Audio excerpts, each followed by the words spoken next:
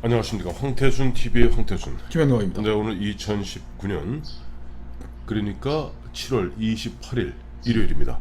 조금 전에 보니까 뉴스 하나가 나왔습니다. 네. 문재인 대통령이 내일부터 예정되어 있는 7월 29일부터 8월 2일까지 뭐 정확히 따지면은 8월 2일이 금요일이니까 8, 3, 4, 8월 4일까지 예정되어 있었던 여름 휴가를 갖다가 전격 취소했다고 기자들에게 알려왔습니다. 참 사람이 살면서 참 네. 일관성이 있어야 되는데 워낙 발걸음이 뒤죽박죽이니까 왜 휴가를 안 간다는 거예요. 휴가 가는 게 무슨 뭐 대한민국 국가 정책의 뭐 제일 그리고 22일 날은 국내 관광 활성화 시켜가지고 일본과의 경제 전쟁에 대비하자고 네. 했는데 왜 갑자기 휴가를 가냐고 참 안 가냐고 나 이건 짜증이 확 나버리네. 아니 남 휴가 안 가고 열심히 일하겠다는 사람한테 왜 짜증을 내고 그러세요? 아니 문 대통령이 네. 저는 역대 정권, 저도 네. 뭐 지금 50대지만은 역대 정권 중에서 대통령이 무슨 반가를 얻어서 썼다. 반차를 뭐 썼다. 네. 그 뭐 또 어디에서 뭐 하루 휴가를 했다. 저 보니까 네. 그 집권 1차년도인 그 2017년 11월 27일 네. 월요일 날이야. 네네. 월요일 하루 연차 휴가를 내서 쉬었어요.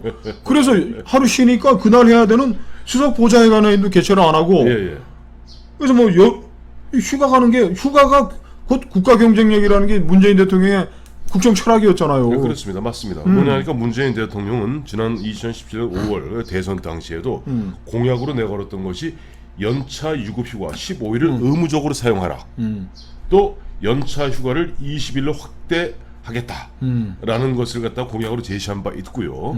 그래서 뭐라고 그랬냐니까 휴식이 곧 국가 경쟁력이다라고 얘기했고 드디어는 본인이 집권한 이후에 청와대 직원들에게 대통령을 포함한 모든 청와대 직원들은 의무적으로 연차 휴가를 갖다가 소비해야 된다라고 청와대에서는 연가 사용률 항목을 12가지 직원 평가의 항목으로 넣기도 했습니다. 아, 그러니까 그렇게 놀라 그러던 양반이 그리고 네. 이 양반이 2017년 네. 그때 뭐 어마어마한 우리가 북한의 핵실험도 핵위협 네. 미사일 도발하고 해갖고서 하는데도 불구하고 네.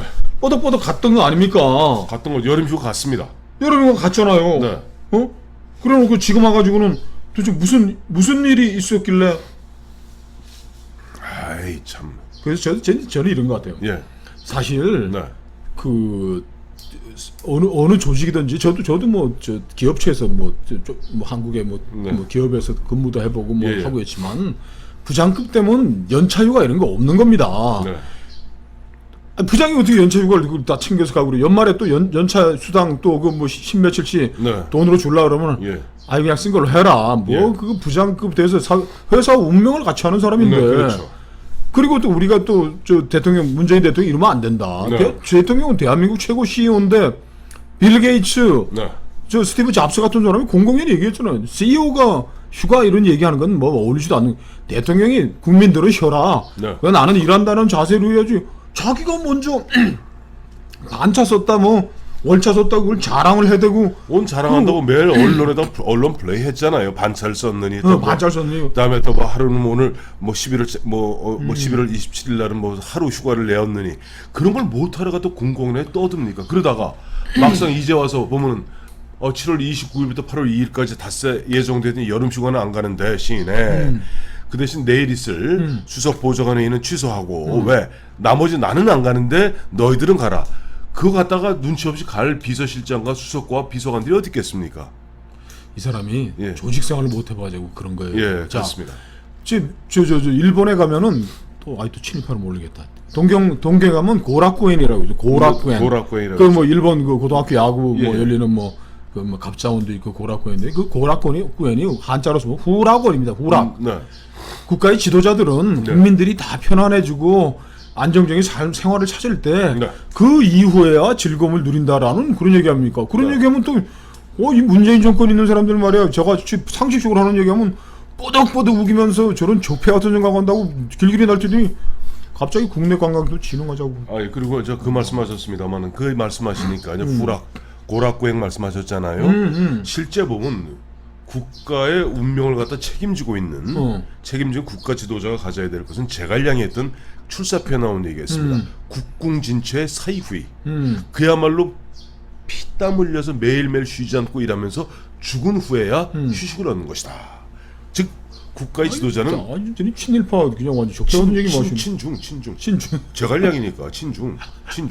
그러니까 이 국궁 진퇴 사이 후이 실제 그래야 되는데 보면 지난 2년 한 2, 3개월 동안 얼마나 쇼를 했습니까? 아, 진짜 대통령이 반차를 썼느니 징그럽게 징그러워. 아이고. 그 가서 또 보면 큰 대통령이 말이야 앞으로 내가 보면 나가서 저녁 퇴근길에 저 소주잔 한 잔 들이키는 그런 서민 대통령이 되겠다. 일자리. 자 보세요. 결국 보면은 그렇게 보면 본인들이 그 당시 2017년에 얘기했던 거니 이런 식으로 말이야 연차를 다 쓰게 됐을 경우는 고용 창출 효과가 약 38만 명이 다르고 연간 연차 5, 6일 못 다 쓰게 되면 20조 원의 경제 파급 효과가 있다. 문제는 문재인 대통령님 휴가를 가고 싶어도 직장이 있어야 휴가를 가죠. 24시간 일주일 모두 쉬는 사람이 지금 점점 늘어나고 있습니다. 그것도 그거지만은 지금 뭐 문재인 대통령이나 이 밑에 있는 사람들이 일머리를 전혀 모르는 거예요. 자, 네. 이제 휴가가 늘어나고 연차 휴가 다 쓰고 하면 우리나라에 그래도 뭐 월급 제대로 받는 사람들이 네. 전부 외국 다 나가버리는 거 아니에요. 7월 22일 날 문재인 대통령이 자기 입으로 한 얘기예요. 네. 해외를 3천만 명이 나와가지고 관광 수지 적자가 130억 달러인데 네. 국내 관광을 활성화시켜서 성장 동력을 유지. 이게 말로만 되는 거냐고. 자, 국내 관광을 활성화시키기 위해서는 네. 국내에 외국인들을 끌어들일 요인들. 네. 자, 동남아시아 골프 치러 가고 일본 골프 치러 가는 우리나라 중산층들 욕할 필요 없는 거예요. 네. 우리나라 지방자치단체와 협력을 해서 지방의 경제 요소들을 해서 목포를 중심으로 한 뭐 이렇게 저 호남 남쪽에 어디 광양에 뭐 이렇게 쭉쭉 묶어서 동남아시아보다 싸게 골프와 관광과 휴식을 즐길 수 있는 걸 만들어주는 걸 누가 하나요? 대통령 말만 하면 땡입니까? 네. 그거를 3개년, 5개년 계획 세워가지고 네. 해야 되는 거예요. 저도 이제 지방에 뭐 무슨 뭐 시장 군수하는 선후배들도 있고 얘기 들어보고 그러면 예. 이게 지금 이런 겁니다. 자, 우리나라가 지금 저 MB 대통령 적폐라고 또 욕먹겠다. 부산에서 출발해가지고 서울까지 오는 자전거 도로를 다 뚫어놨어요. 네. 맞습니다. 이런 것들에 대해서 4박 5일 자전거 코스를 뭐 저 안동 하회마을과 엘리자베스 영도 왔다잖아요. 안동 하회마을이니 뭐 병산서원이니 네. 뭐 이런 거 묶어가지고서 저 북유럽의 젊은이들이 할 수 있는 싼 죄송합니다. 싼 숙박 시설과 엮어가지고 하면은 그 아이들이 자기 인스타그램, 페이스북에 올리는 거예요. 야, 한국에 어떻게 관광 어떻게 뭐 이렇게 찾아서 가봤더니 4박 5일 판타스틱, 원더풀 내 추천한다 하고 하면은 그때 몰려오는 것이지. 지금 우리나라 그 뭐 잘하는 데도 있어요. 순천 같은데 습지 같은 거 하고 하지만은 네. 이런 거 싼 유스 호스텔이라든지 네. 젊은이들이 와가지고 자전거 타고서 부산에서 뭐 충주까지 올라간다든지 네. 어디 뭐 춘천까지 올라가든지 작년에 걸어졌던 뭐 800km 되는 해파랑길 가보셨는데 그 해파랑길에서 해파랑길에 우리나라 말고 우리나라 아이들도 뭐 대학생 애들도 오고 예. 외국 청소년들이 와서 즐길 만한 3박 4일 즐길 만한 뭐가 됩니까 여건이? 없죠. 그걸 누가 만들어야 됩니까? 그거요? 그건 시장 군수가 만들어야죠. 시장 군수를 누가 감독하고 지휘해야 됩니까? 도지사가요. 도지사들은 누가 합니까? 그건 문재인 대통령은 안 합니다. 그래서 난 이 충정과 마음은 알겠으나 네. 이 사람들을 일하는 게 그리고 저 2017년에 그 북한 놈들 그 지랄할 때는 가만히 있다가 이번엔 뭐 아무것도 없잖아. 아유, 자 보세요. 아직 이스카는 대로 쐈는데 뭐 NSC도 안 하는 분이 뭔 국정이 그렇게 많아. 아이고 그것뿐입니까? 며칠 전에 보면 저 김정은은 아예 저 조선중앙통신을 통해서 그야말로 문재인 대통령을 갖다 남조선 당국자로 지칭하면서 개 박살을 내고 자숙하고 그야말로 머리를 조아려라 라고 무릎 꿇어 저희가 무릎 꿇어 라고 표현하지 않았습니까? 김정은이가 야 문재인 무릎 꿇어 라고 했는데 찍소리 못하고 있어요. 산하얼진하도록. 그거 걱정할 게 없어. 그런데 뭐 다 한반도 평화 시대 구축했고 네. 지금 50년 만에 1% 경제 성장도 달성했고 수출도 지금 뭐 지난 저 2분기에는 SK 하이닉스 반도체 수출이 영업이익이 80% 줄어들고 예. 이래도 눈 하나 깜짝 안 하고 우습고 다니시던 양반이 갑자기 왜 아니, 휴가를 안 가냐고. 휴가를 가야지. 휴가를 갔다가 안 가는 척 하면서 일단은 보면 요즘 조금 뭐랄까 이른바 그 죽창 마케팅 그게 좀 먹히는 게 좀- 열두총 마케팅 이거 계속 보면 이 불을 지펴야 될 거 아니에요. 그러니까 자기들이 전쟁이라 놓고 휴가 가긴 또 굉장히 창피하구나. 그렇죠. 그래서 제가 장담합니다. 또 연말쯤 되면은 이거 다 밀린 거 다 씁니다. 쓰면 안 되지 대통령이. 그래. 근데 사실 대통령이 앞으로 문재인 대통령 앞으로 아니 그러면 이제 황 쓰지 마세요. 대표님은 황 대표님은 이 양반이 죽창 마케팅을 위해서 지금 이렇게 휴가도 안 간단 말이에요? 12촉 마케팅, 죽창 마케팅. 보세요. 이번에 얘기했잖아요.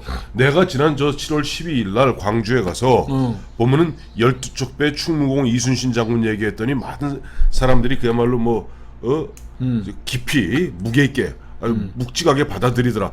본인은 지금 혼자 거기 그냥 잡벅되어 있는 거예요. 그러니까 본인은 어느 순간에 보니까 나는 지금 우리 조국의 어떤 풍전등화의 위기에 빠져 있는데 사실은 당신이 직접 나라를 갖다 위기에 빠뜨려 놓고 이제 난 결연히 이순신 장군, 제가 그때 말씀드렸잖아요. 이순신 장군 얘기했죠. 서희 얘기하죠. 조만간 있으면 개백 얘기할 겁니다. 나는 우리 조국을 위해서 나는 칼을 갖다가 김정중 여사 큰일 났다. 머리에 매고 찰 것이다. 어이구. 라는 그런 마음으로 슬슬 도취돼 가는 겁니다. 그런 상태에서 김정은 나오는 큰일 것이 났네, 이른바 지금 이번에 여름 휴가 안 간다는 것 또한 또 하나의 상징 조작인 거예요. 참 가슴이 아프다. 근데 네. 문재인 대통령과 조국 수석의 논리대로라면 네. 이 사람은 아무것도 안 하겠다는 거예요. 오늘 조국 선생님께서 전 수석. 조국 전 수석이 또 SNS를 재개하면서 이제 하세요. 조선일보와 중앙일보가 네. 노무현 정부가 징용 문제는 뭐 끝난 거라고 결론을 내렸다는 게 그게 아니다라면서 네. 막 떠들었더라고. 이 사람들은 네. 우리 대법원 판결이 자 일본 제철이 징용으로 강제로 끌고 갔던 사람이 보상해주라는 판결이 네. 너무나 주권적인 선언이고 옳은 것이기 때문에 네. 우리는 결사항전해서 일본과 싸워야 된다고 결론을 내렸는데 네. 8월 2일 날 일본 가게에서 화이트리스트 제외한다고 그거를 대비하기 위해서 했다고 그런 그 언론도 보도가 엉터리진 거지. 조국과 문재인은 네. 2018년 10월 대법원 판결이 우리의 주권적 결단이기 때문에 네. 그거를 훼손하겠다고 달려드는 놈들은 친일파고 이적행위 하는 놈들이기 때문에 우리는 그 놈들하고 말도 섞고 싶지 않다라고 얘기를 하고 있는 거예요. 근데 뭐 대통령이 준비할 게 뭐가 있어? 8월 1일 날 화이트리스트 하면 또 죽창 들고 저 광화문에 한 번 더 모이고 일본 놈들 한국 관광 모두가 막고 우리는 글로 가지 말고 뭐 이렇게 하면 되는 거예요. 근데 그렇게 간단한 생각 지금 8월 2일 날 일본 가기가 네. 화이트리스트 제외하는 걸 중요한 안건을 다루는 길 지켜보기 위해서 내가 대통령직을 휴가 안 가고 수행하겠다면은 외교부 장관 강경화 야 너 관광 가이드 하지 말고 빨리 일본 가가지고 아소다로 만나가지고 베이스라인이 어딘지부터 확인을 해라. 협상이 안 된다면은 저 아소다로가 아니라 고노입니다. 일본에서. 네. 아소다로는 뭐 하는 건지? 아소다로는 저 부총리입니다. 부총리. 네. 경제상이죠. 경제상. 그래서 경제상도 아소다로도 만나고 네. 고노도 만나고 야 협상이 아니고 일본이 진이라도 좀 해봐라. 네, 네. 이낙연 총리 당신이 뭐 일본 특파한다고 일본 뭐 잘 안 되며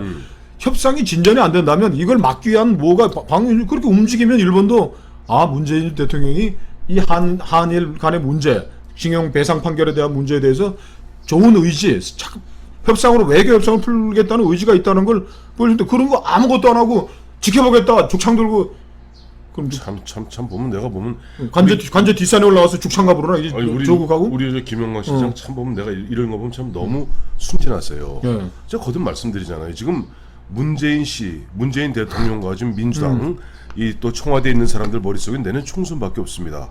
총선밖에 없기 때문에 총선에서 이기기 위해서 어쨌든 국민들을 갖다가 쫙 갈라쳐갖고 그야말로 일종의 외부의 위기를 조성함으로써 내부의 긴장을 조성시키고 내부의 통합을 다지면서 내는 총선 돌파하는 게 목적입니다. 목적이 참 그렇다면 슬픈 일이지만은 네. 이 사람들은 아무 일도 한일 경제 전쟁에서 아무것도 안 하고 그러니까 문제를 가만히 있겠다. 문제를 풀어서는 안 되는 거예요. 문제가 좀 더 꼬이게 만들어야 되는 겁니다. 문제는 내년 총선 끝나고 나서 그때 미국의 힘을 빌어서 풀기 시작하면 되는 겁니다.